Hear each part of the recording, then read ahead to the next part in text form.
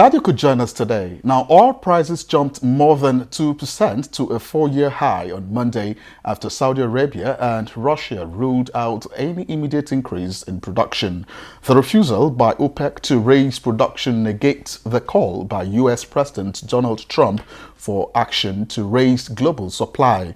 Now, benchmark crude, Brent crude LCOC1 also hit its highest since November 2014 at $80.94 per barrel, now which is up 2.7% before easing to around $80.75.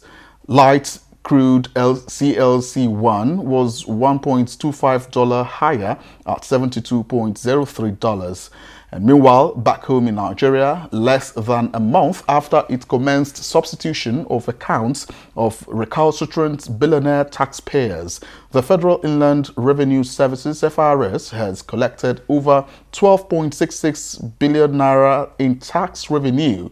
The executive chairman, FRS, Tunde Fowler, disclosed this when he received the new Minister of Finance, Haja Zainab Ahmed, during her visit to FRS headquarters in Abuja. All right, the program is The Portfolio on NTA News 24, reaching you from Abuja, the nation's capital. I'm Chimobi Walter Naji, and our focus on this week's edition is on CBN's withdrawal of the operational license of SkyBank. Welcome to the program.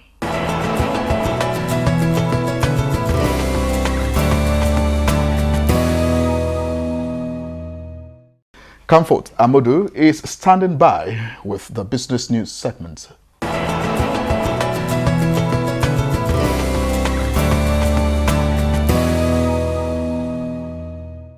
Thank you, Chimobi. Good to see you. And here's the news. The federal government has released 22.68 billion naira for former Nigerian Airways staff. The Minister of Finance, Zainab Ahmed, while making the disclosure at a meeting with retirees, said a committee has been set up with Director of Presidential Initiative on Continuous Audit, Mohammed Dikwa, as head to verify the names on the existing list before any payment can be made. I took it as a challenge to quickly address key issues regarding the settlement of existing claims in both of these sectors. Mr. President is concerned about your flight. That is why this process is being driven very, very quickly.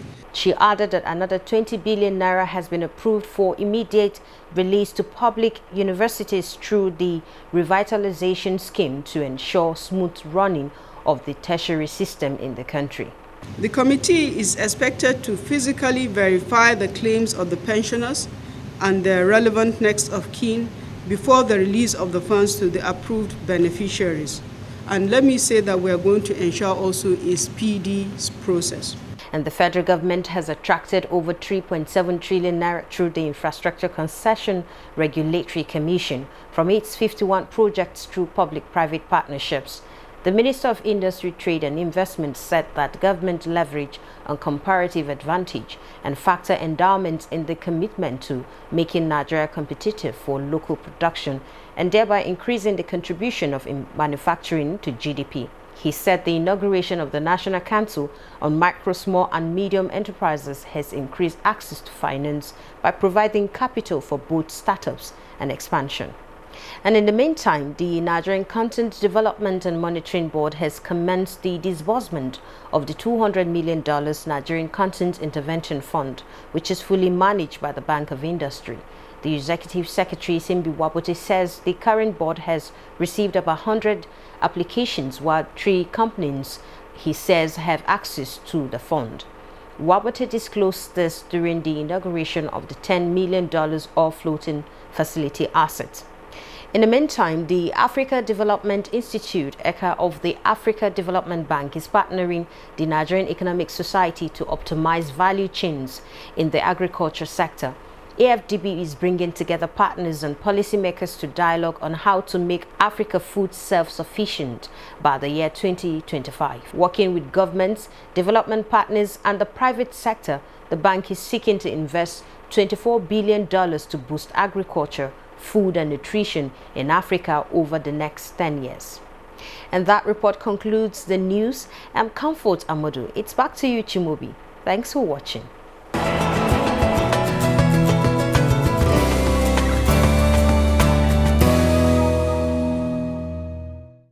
Welcome back. Now let's hit the ball rolling. The Central Bank Governor Godwin Emefiele on Friday in Lagos revoked the operating license of SkyBank PLC with immediate effect.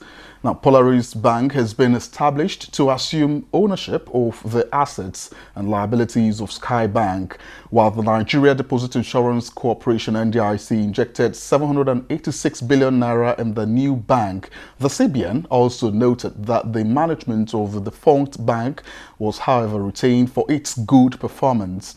The defunct bank has been on CBN's lifeline since July 2016. Hence, the Apex Bank says it can no longer continue to intervene to keep the bank balance liquid.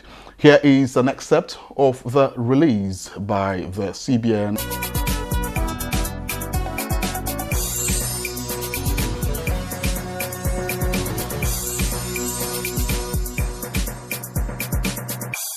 I want to also re-emphasize it, that the Nigerian banking system is healthy, it is resilient, and we as regulators, we are monitoring every move.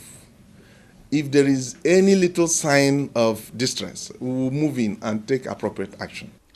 And well, that was the CBN Isaac Okorafo, and I have with me in the studio to look at the things that gave rise to this license withdrawal from the CBN and, of course, possible ways of strengthening the commercial banks in the country for optimal performance.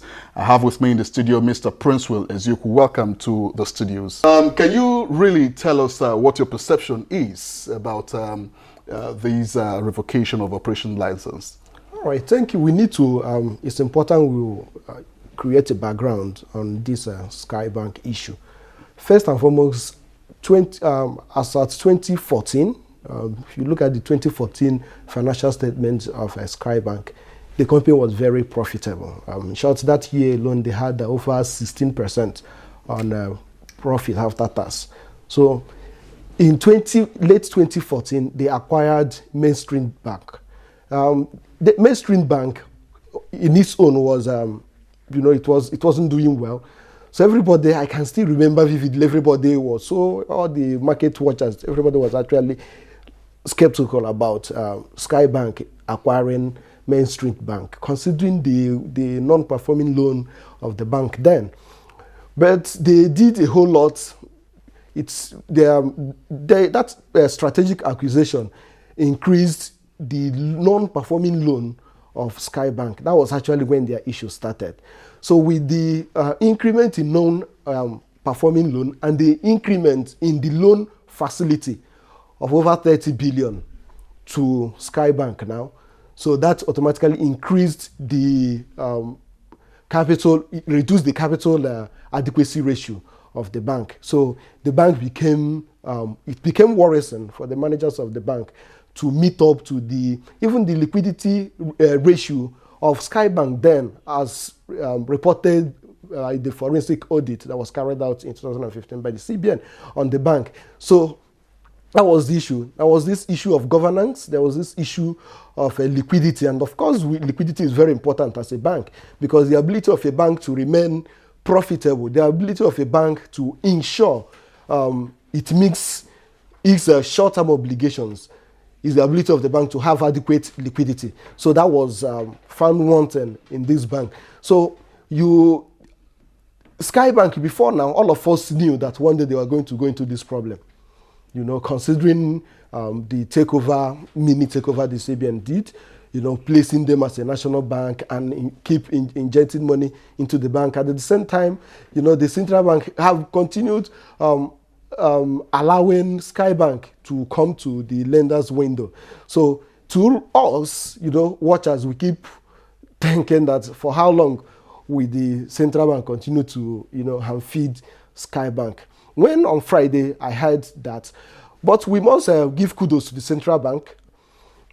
The approach of not liquidating the bank, of course, is commendable, though every policy will definitely have some losers and gainers.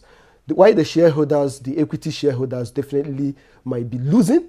Most importantly, the short-term investors those who trade in the, because now that the Nigerian Stock Exchange have placed their shares on technical suspension, you can no longer sell them. So if you had plans of investing in SkyBank, of course they had their shares at Friday was 0.77 kobo. So if you had maybe 1 million naira, you say, okay, I will be using this money by X months, let me just put it here. Automatically now, and of course nobody knows how long this suspension would last, so your money is automatically hooked, so you can't move it out. So there is this, these are the possible implications this policy have. But what is the advantage of this particular policy as against liquidating the company? Before we get into the advantage of this policy, first of all, we know that the CBN had over time tried to add liquidity, to that bank since 2016 or thereabout. Yes. So how come, notwithstanding the amount of money that have been pushed and pumped into the SkyBank, they were still not able to stand on their feet? Okay. Could it just be related to the issue of non-performing loans?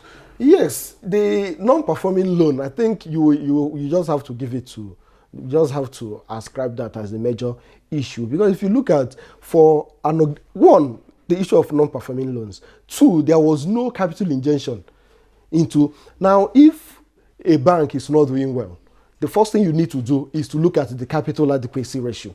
If the capital adequacy ratio is not sufficient, what it means that the bank is doing much more than its capital can actually allow.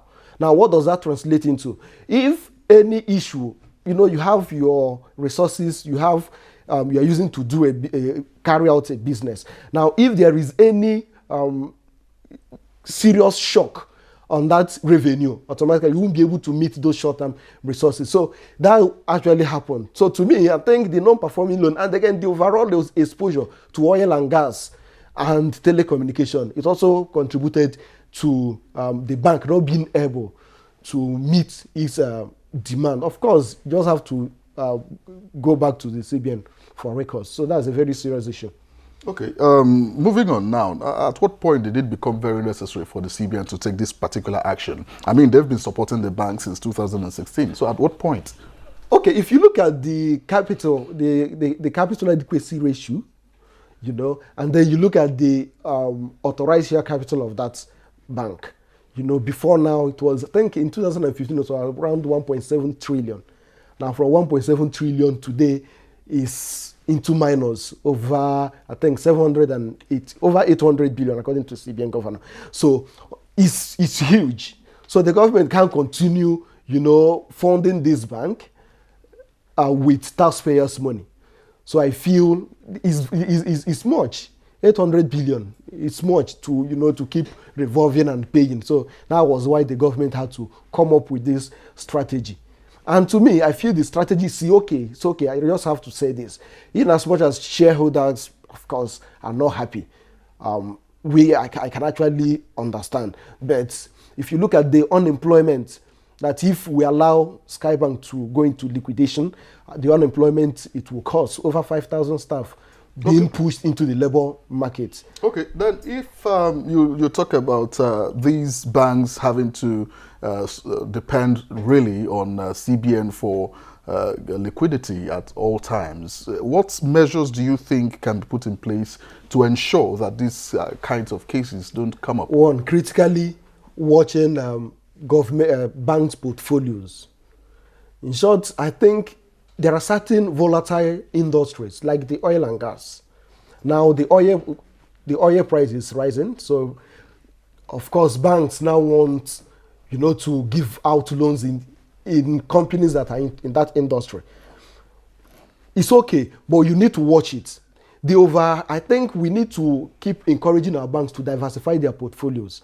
When you diversify your portfolio, you have in the manufacturing sector, you have in the telecommunications sector, you have in the oil and gas sector. So it will help you to absorb this shock effect. And then I think the major thing is diversification of portfolios.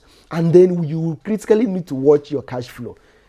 Sometimes, not because you've made profit that you should just declare everything as dividend. Sometimes you need to watch, and also shareholders as stakeholders in some of these companies or banks. I think it's also important that you need to watch your investment, watching your investment when there is need for you to, push more resources into such investment, for you to make more profit, for you to at least remain profitable.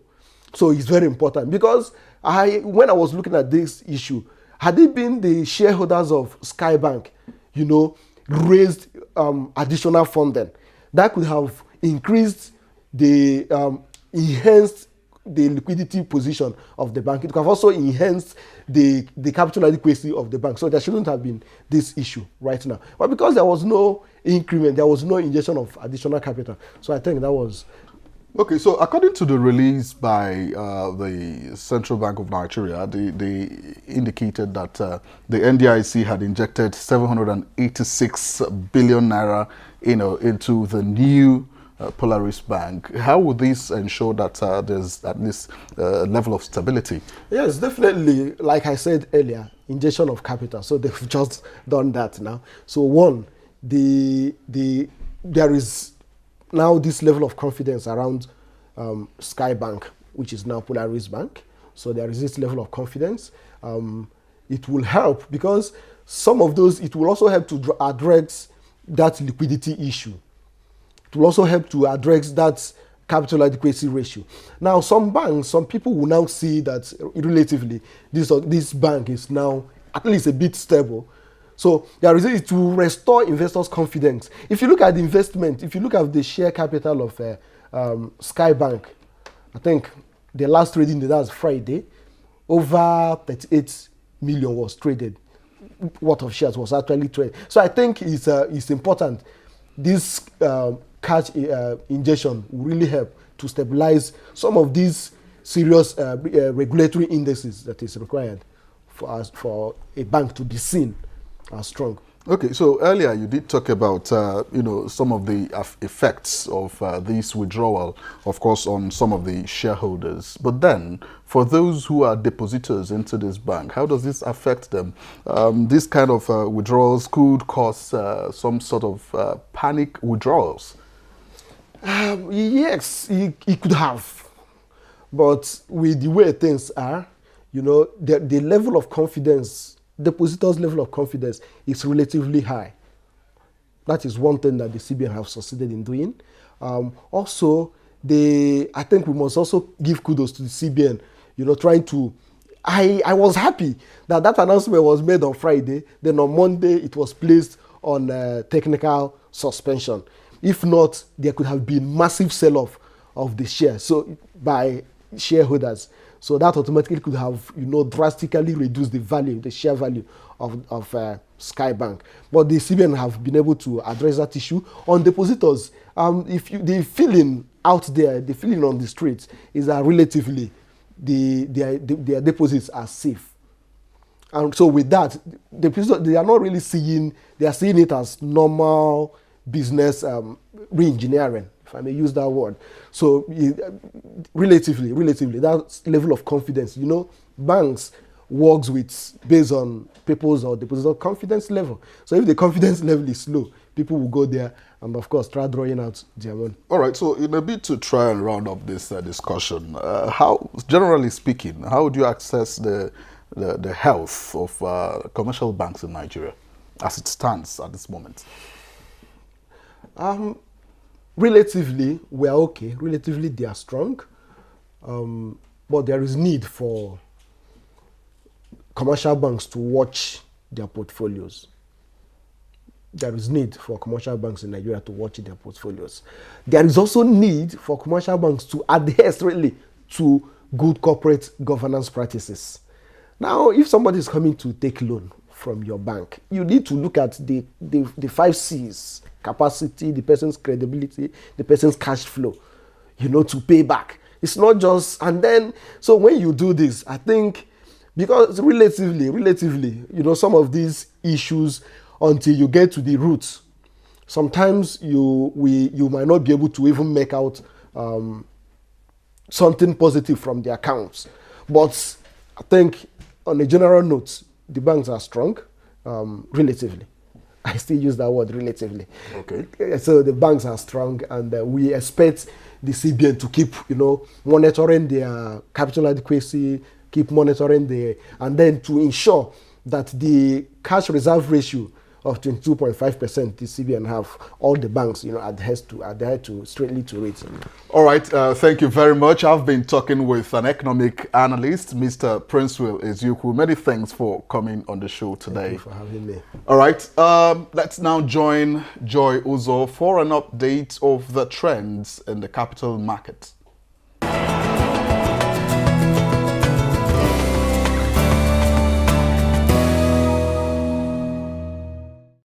Welcome. Here is a review of the capital market for the week ended September 21, 2018.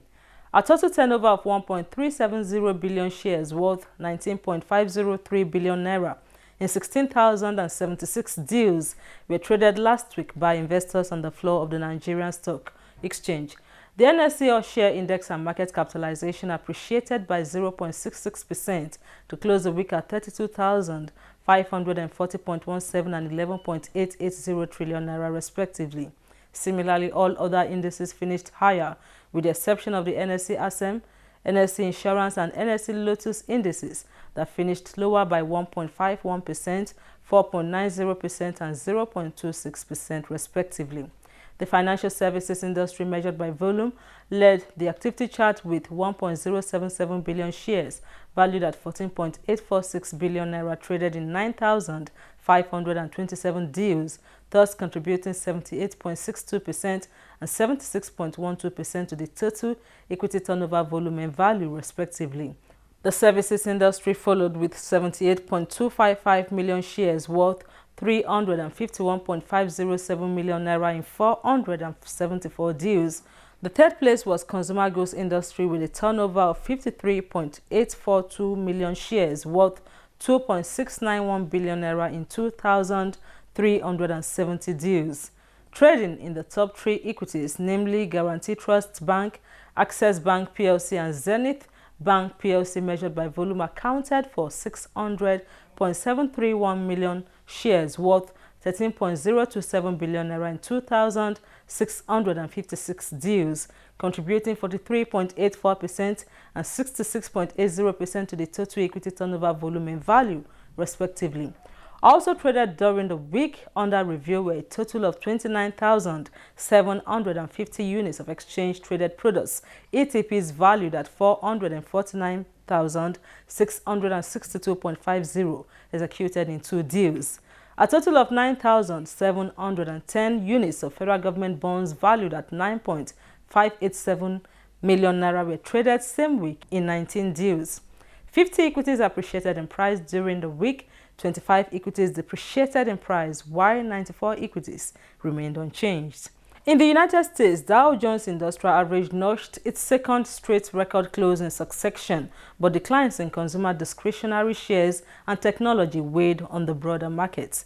Dow Jones closed up 86.52% points to close 26,743.50, while the Nasdaq Composite fell 0.51%, and S&P 500 also dropped 0.48%. European stocks markets were positive across the board on Friday, but the main exchanges made daily percentage gains of less than 1%. France's CAC 40 rose 0.78%, German DAX 0.85%, and FTSE 100 1.67%. That's it on the Capital Market Review segment. Thanks for watching. I am Joy Uzo.